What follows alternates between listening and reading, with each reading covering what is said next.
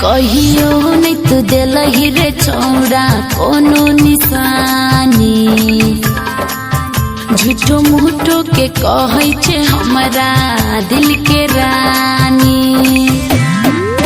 हे गे झुमका झूलनिया देबो और देबो नाक के ना दुनिया के जान त सुन तोरे बनेबो अपन कनिया के जान त सुन तोरे बनेबो अपन कनिया के जान।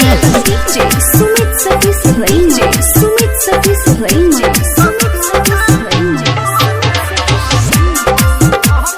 अभी आप सुन रहे हैं सावरिया म्यूजिक। तोरा बिना लागही नहीं छै मोहनो न के छौरी समझै तोय फील। पहिले नजर में तोरा दिलियो रे दिल छोड़ा दिलियो रे दिल। हे गे तोरा बिना लागही नहीं छै मोहनो न के छौरी समझै तू फील।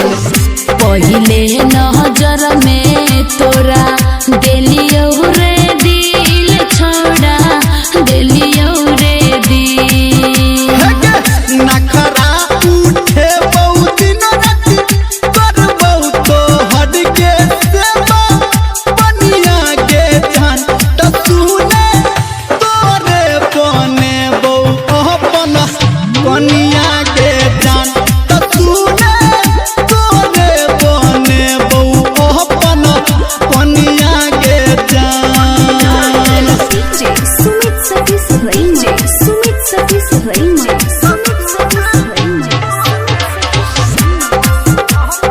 माँ गायत्री रिकॉर्डिंग स्टूडियो।